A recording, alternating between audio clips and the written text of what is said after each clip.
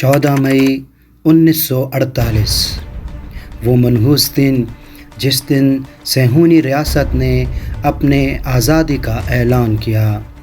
اور 16 مئی 1948 وہ دن کہ جب سب سے پہلے امریکہ نے اسے آزاد ریاست تسلیم کیا۔ اپنے قیام کے آغاز سے ہی اس صہیونی ریاست کا مقصد فلسطینی علاقوں پر قبضہ کرنا اور بیت المقدس میں دنیا بھر سے یہودیوں کو لا کر آباد کرنا تھا۔ شروع میں عرب ممالک نے اس کے خلاف مزاحمت کی اور 3 جنگیں اسرائیل اور عرب ممالک کے اتحاد کے درمیان لڑی گئیں، لیکن تینوں دفعہ اسرائیل نے عرب ممالک کے اتحاد کو بری طرح شکست دی، اور یوں اسرائیل نے مشرق وسطیٰ میں اپنی دھاک بٹھا دی۔ کسی اور ملک کی جرأت نہ تھی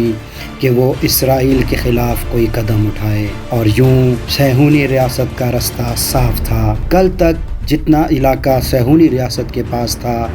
پھیلتے پھیلتے قبضہ کرتے کرتے آج 2020 میں سارا علاقہ اسرائیل کے پاس آ چکا ہے۔ ایران کے سبکدوش ہونے والے شاہ رضا شاہ پہلوی کی جانب سے اگرچہ اسرائیل کو تسلیم کر لیا گیا تھا، لیکن انقلاب اسلامی ایران کے بعد امام خمینی نے اسرائیل کو ایک مقبوضہ علاقہ قرار دیتے ہوئے اس معاہدے سے نکل جانے کا اعلان کیا۔ امام خمینی نے فرمایا، اسرائیل کو دنیا کے نقشے سے مٹ جانا چاہیے۔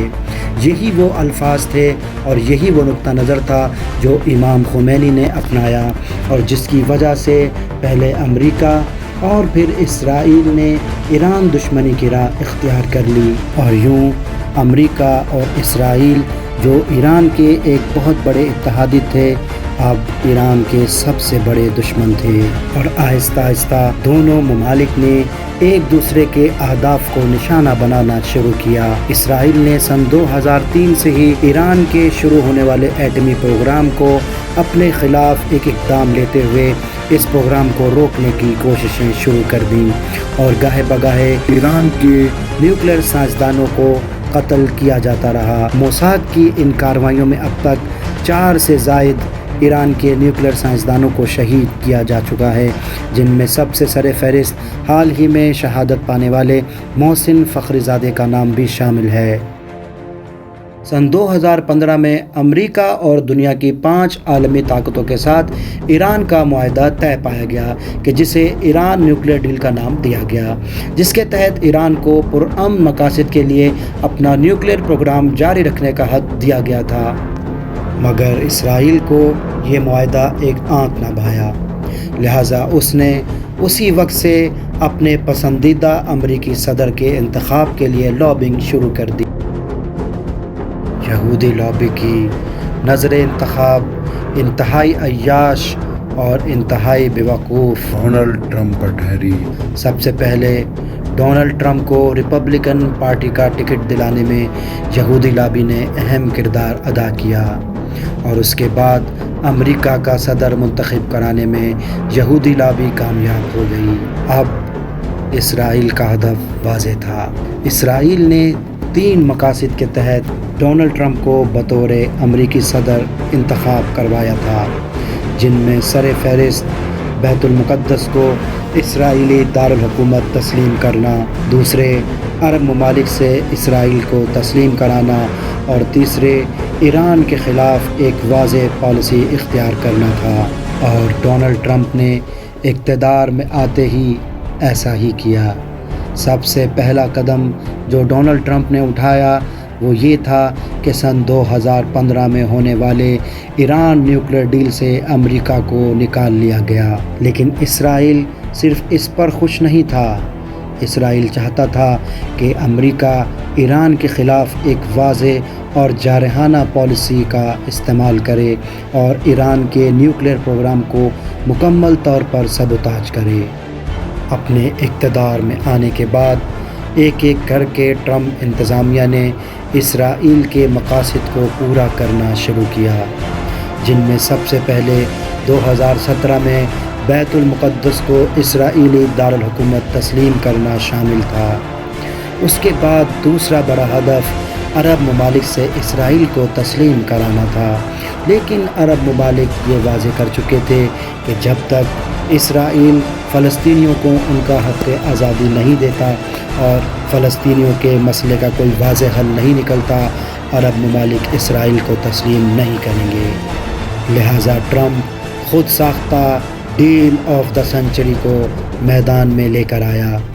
یہ ایک ایسا معاہدہ تھا کہ جو یک طرفہ امریکہ اور اسرائیل کا پیش کردہ تھا اور فلسطینیوں کو اس معاہدے میں شامل ہی نہیں کیا گیا تھا، اور جسے فلسطینیوں نے بالکل امریکہ کے منہ پر دے مارا اور بری طرح سے رد کر دیا۔ سن 2018 میں اسرائیل کے قیام کی 70ویں سالگرہ کے موقع پر اسرائیل بہت بڑا جشن منانا چاہتا تھا، اور یہ جشن عرب ممالک کی جانب سے اسرائیل کو تسلیم کیے جانے کے اعلان کا تھا، لیکن ٹرمپ انتظامیہ عرب ممالک کو قائل کرنے میں بری طرح ناکام رہی۔ وقت گزرتا گیا اور سن 2020 آ گیا۔ یہ سال بظاہر ٹرمپ انتظامیہ کے جانے کا سال ہو سکتا تھا،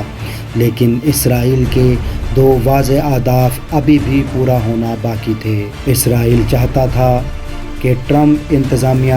ایران کے نیوکلیر اثاثوں پر حملہ کرے یا ایران کے ساتھ جنگ شروع کرے، لیکن معاشی بدحالی سے بحال ہوتی ہوئی امریکی معیشت ایک اور جنگ کا بوجھ نہیں سہ سکتی تھی۔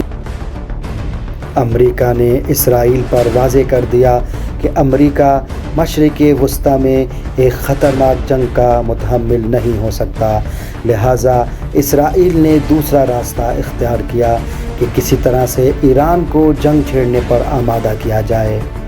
اور پھر سن 2020 کے جنوری کے مہینے میں ایک بہت بڑا حملہ عراقی ہوائی اڈے کے قریب کیا گیا۔ ہدف تھا ایران کی القدس بریگیڈ کے سربراہ جنرل قاسم سلیمانی۔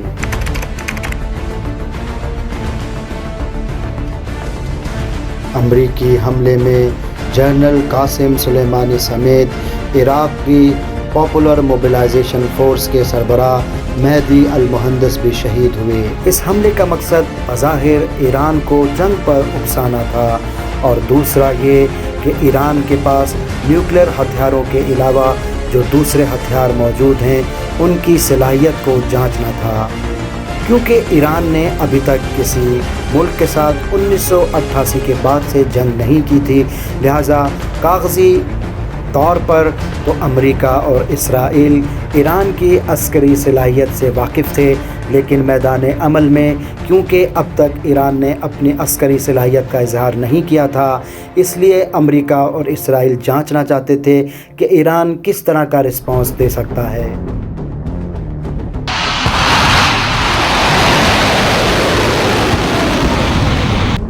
مشرق وسطیٰ میں کشیدگی بڑھنے لگی اور جنگ کے بادل منڈلانے لگے۔ ساری دنیا فنگرز کراس کر کر ایران کے رسپانس کی منتظر تھی۔ دنیا یہ توقع کر رہی تھی کہ ایران خلیج فارس میں موجود امریکہ کے بحری بیڑے کو نشانہ بنائے گا، یا پھر مشرق وسطیٰ کے دوسرے ممالک میں امریکی ہوائی اڈوں کو نشانہ بنائے گا، لیکن مقام معظم رہبری نے دنیا کی ان تمام سوچوں کو سبوتاج کر دیا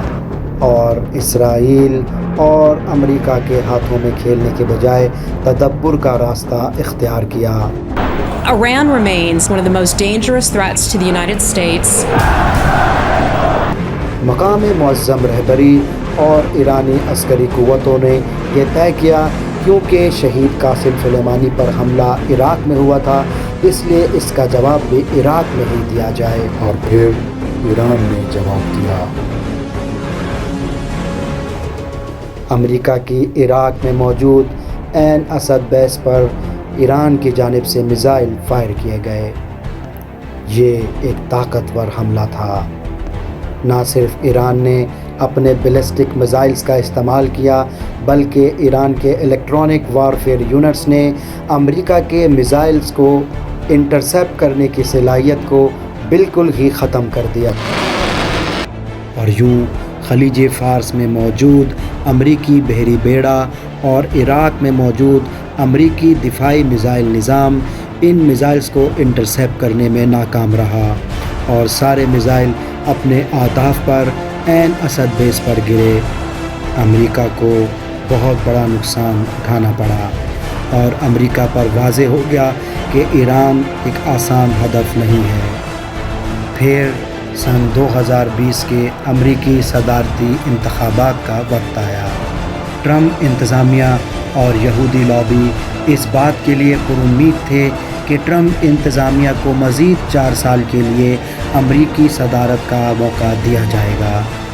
لیکن امریکی انتخابات میں امریکی عوام نے ٹرمپ کی اینٹی مسلم پالیسیز اور اینٹی بلیک پالیسیز اور اینٹی امیگریشن پالیسیز کو رد کر دیا۔ اب اسرائیل کہ جو امریکہ کے نو منتخب صدر جو بائیڈن کی جانب سے ایران نیوکلیئر ڈیل میں امریکہ کی دوبارہ شمولیت کے اعلان سے پریشان تھا، چاہتا تھا کہ ٹرمپ انتظامیہ کے جانے سے پہلے ایران کے نیوکلیئر پروگرام کو مکمل طور پر سبوتاژ کیا جائے، یا تو ایران کے نیوکلیئر اثاثوں پر حملہ کیا جائے یا پھر ایران کو جنگ پر اکسایا جائے۔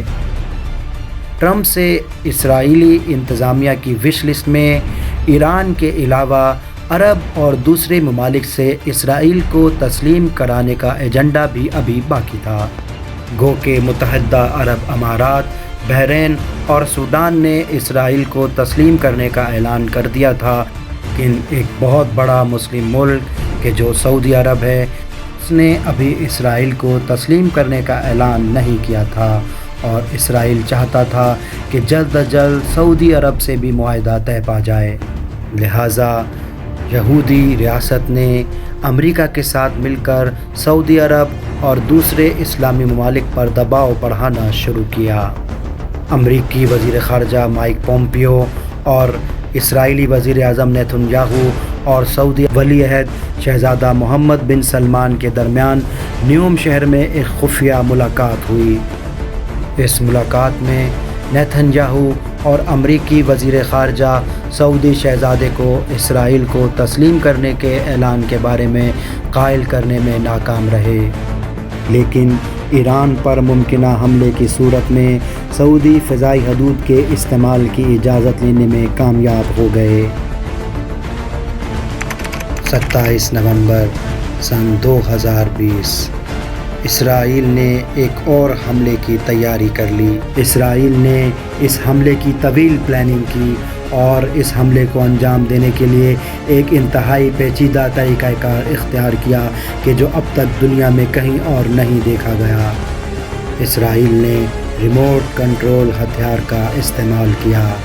یہ ہتھیار ایران میں موجود منافقین خلق آرگنائزیشن کے دہشت گردوں نے شہید محسن فخری زادے کے راستے میں نصب کیا، اور سیٹلائٹ سے کنٹرول اس ہتھیار کو